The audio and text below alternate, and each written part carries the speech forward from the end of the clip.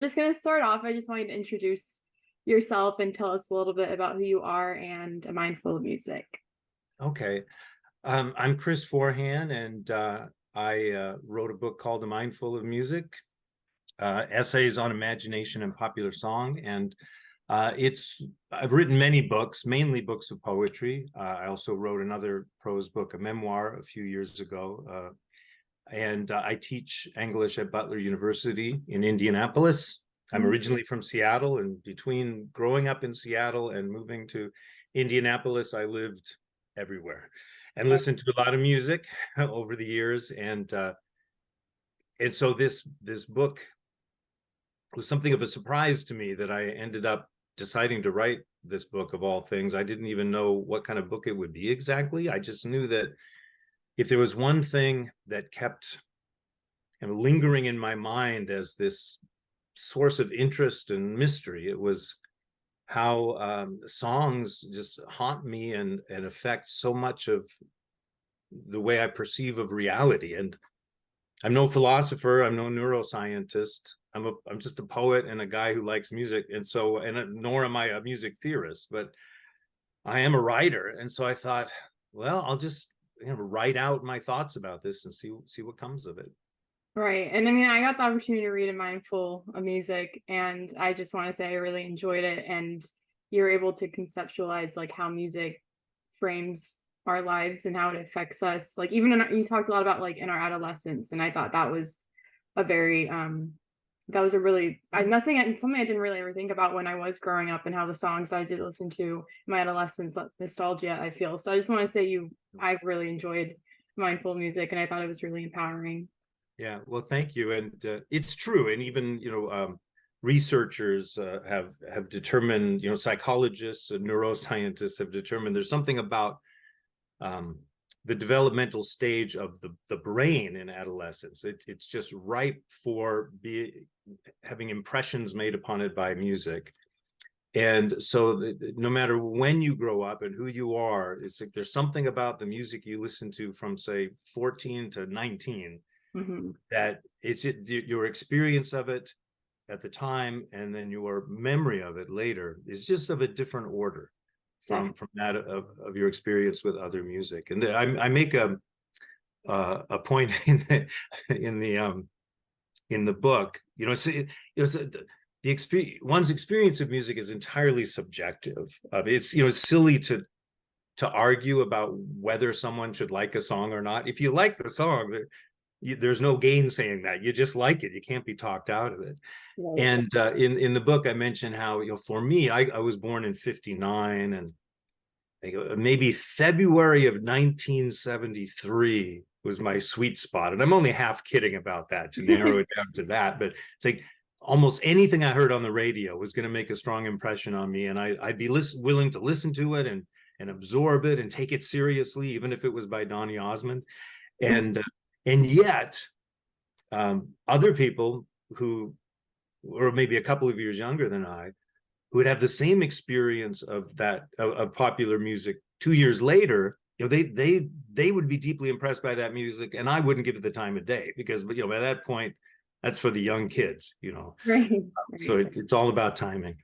Yeah. One of the questions I wanted to ask, it's kind of like a two-part question, but like I dabbled into my own writing, and I always find that there's like really enjoyable aspects, right? But there's also challenging aspects as well. So like when reflecting on your writing process with A Mind Full of Music, what's the most challenging part and what was the most enjoyable part? It was almost entirely enjoyable. I've written poetry for as long as I can remember, and that's the most important kind of writing for me. That's the writing that gets me most in touch with the deepest mysteries, and it makes me feel I'm in accord with reality, when it works. And it's really hard to write a poem. It's really hard to write a poem that works. It's almost impossible. Yeah. That's why I keep trying. Prose is different. When I was writing my memoir, about 10 years ago, at first I was thinking, oh, this is easy compared to poetry. But really what I was doing was I was researching and gathering information and taking notes. It was important work, but it was kind of not deep writing work. Right. And then when I was trying to craft the sentences and the paragraphs of that prose book, I thought, no, this is just as hard as writing a poem. Just trying to getting every sentence to sing, getting every word right, getting every word in the right place in the sentence. And it's deeply enjoyable because of the challenge. With this book, it was almost entirely enjoyable because, unlike with the memoir, which dealt with some difficult experiences, some traumatic experiences, this music book is entirely about pleasure. It's about taking pleasure in listening to music.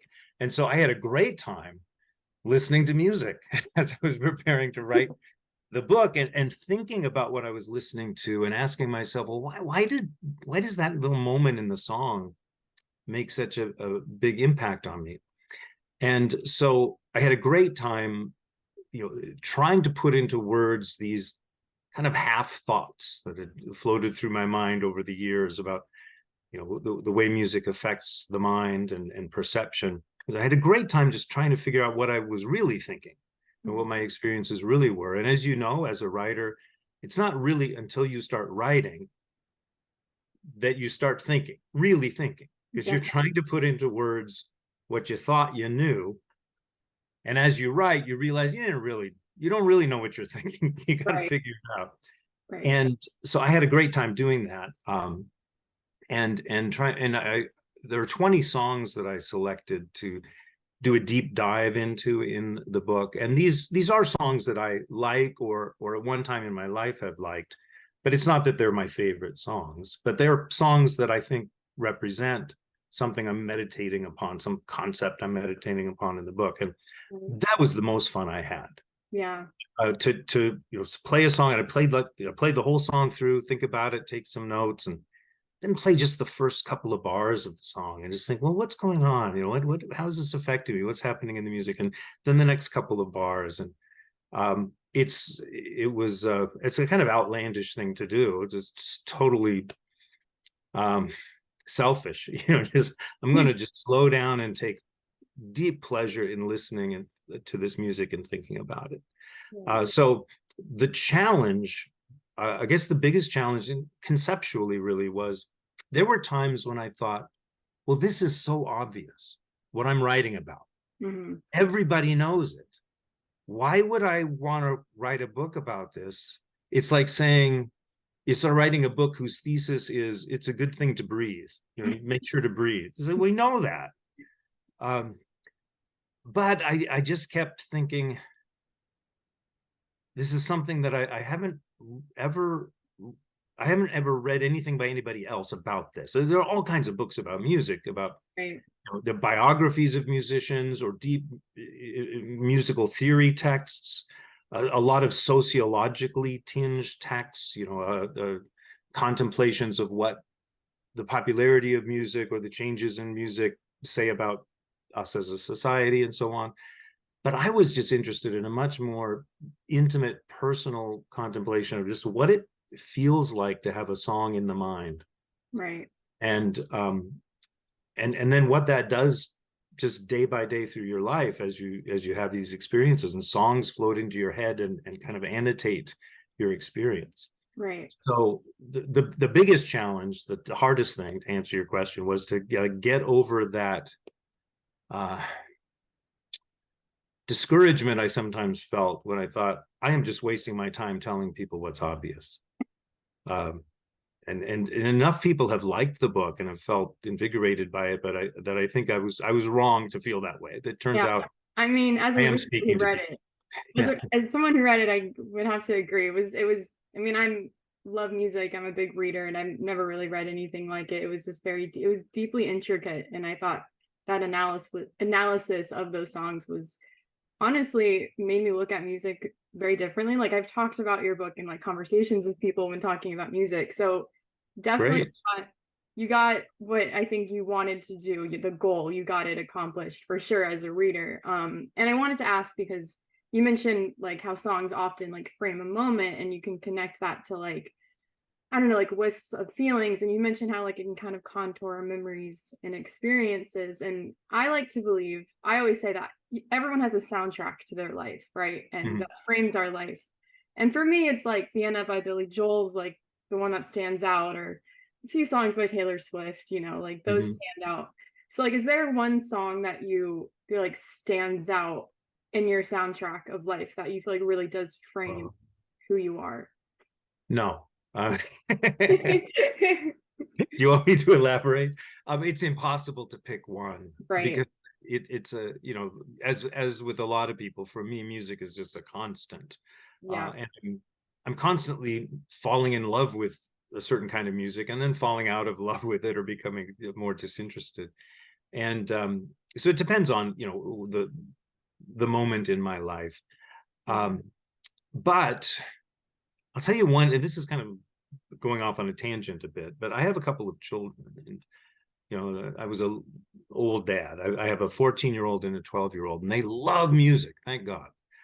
Um, and so I will mention the Beatles, and it's not as if I'm really doing something unusual here by talking about the influence of the Beatles, but the first popular music I was aware of, that I became conscious of, was the early Beatles, because I had older sisters.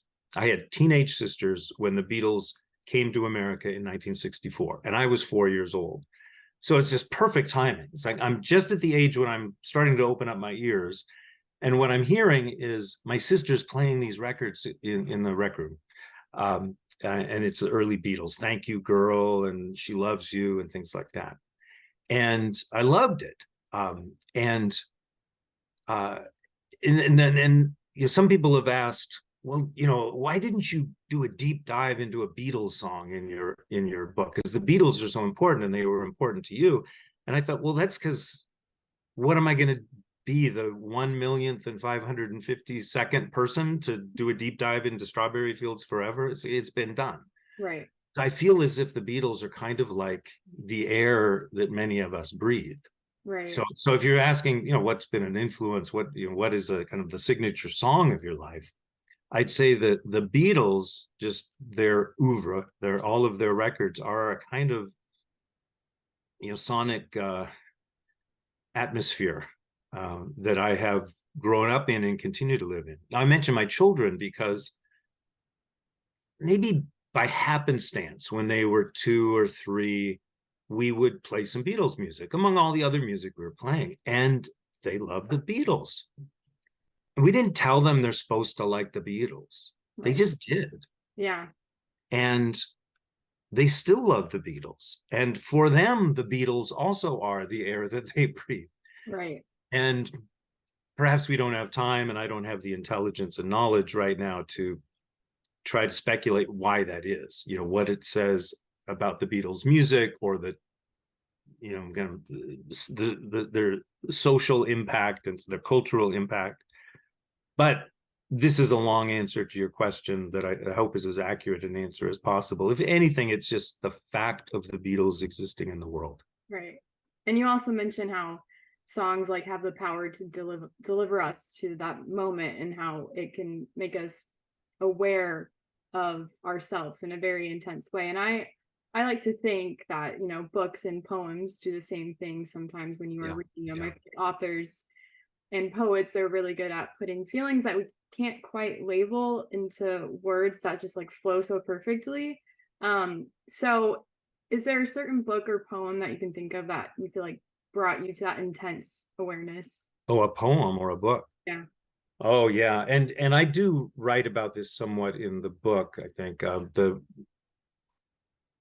analogous relationship between poetry and music. Walter Pater, famously the 19th century British writer, said, all art aspires to the condition of music. Hmm. That is like, music is the best art. Right. Um, and I believe that. I'm not being entirely glib when I say, if I could play the saxophone halfway decently, I wouldn't have to write poetry. Right. um, and so I think that for me, the effect of the best, most powerful poems upon me is comparable to the effect of the best, most powerful music. And one of the reasons is that poetry itself is musical. Right.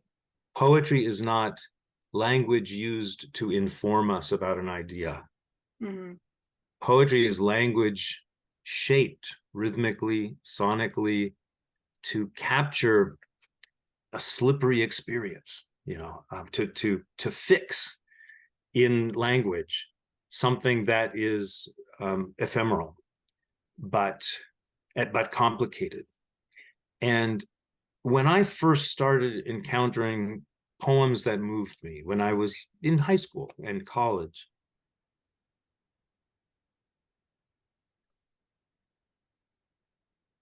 that's when I thought, I have found the thing that tells me the truth, that reminds me of the truth of what it feels like to be a human. Mm-hmm. Yeah. And it's not because the ideas in the poems sounded right. It's that the poems, captured the essence of experience. Yeah. And music does that too. So Wallace Stevens is the poet who really hit me the hardest, the earliest. That is to say, when I was a sophomore in college. Yeah. And continues to. So I'll name a poem, "The Emperor of Ice Cream" by Wallace Stevens.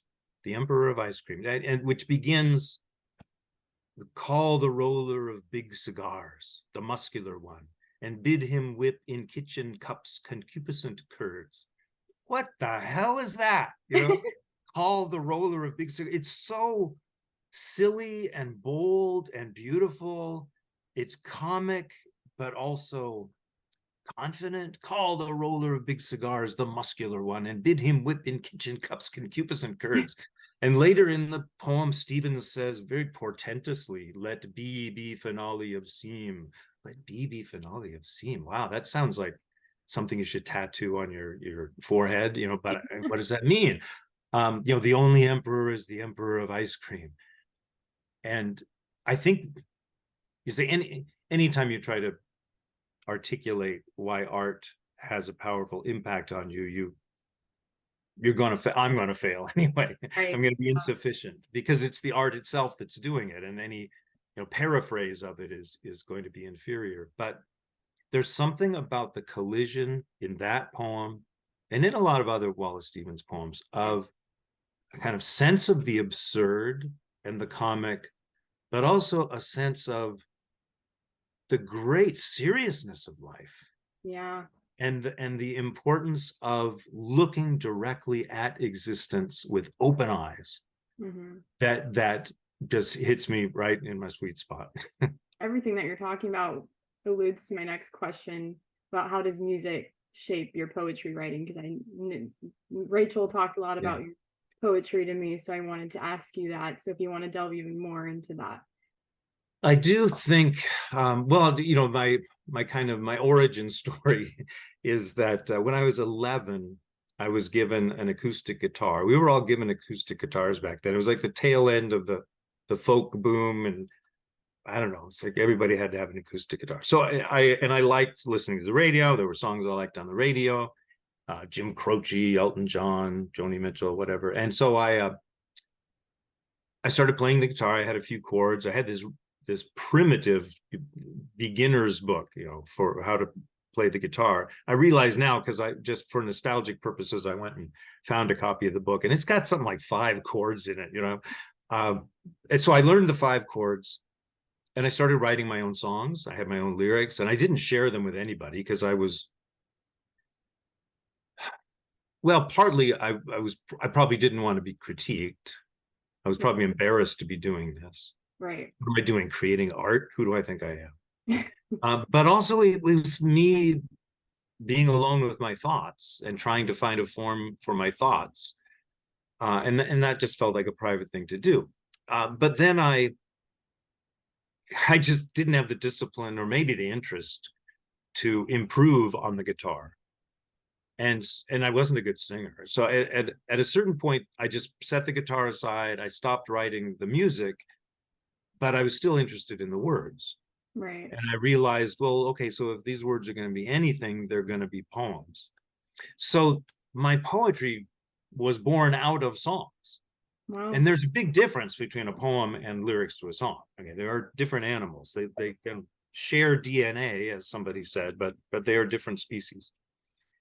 But always I want my poems to have a musicality to them, to be in a groove rhythmically, to flow, to have the vowels and the consonants be suggestive of feeling always, Right.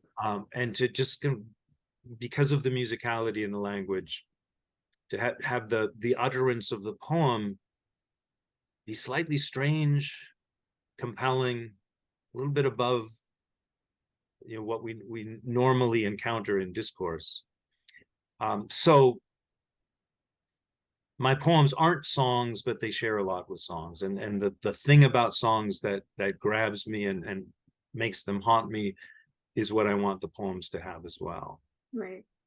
Lastly, I wanted to ask you, because I think anytime I know I'm writing, I usually have like an audience in mind just because I want my words to mean something. Mm-hmm. I think about how they affect people. And so, as an author, as a poet, sorry, specifically with this book, A Mind Full of Music, um, what do you want readers to take away from it? Well, maybe on one level, the thing that I take away from an encounter with a poem that moves me or a song that moves me, I realize I'm not alone. There's Mm, somebody else out there who knows that thing that I right. have felt.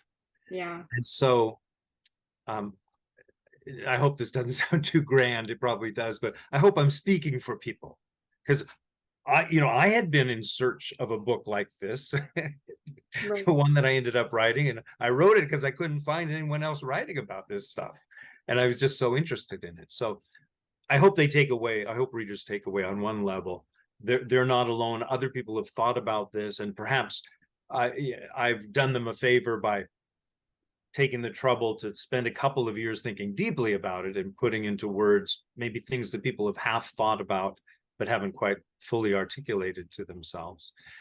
Then people can do whatever they want in their music listening.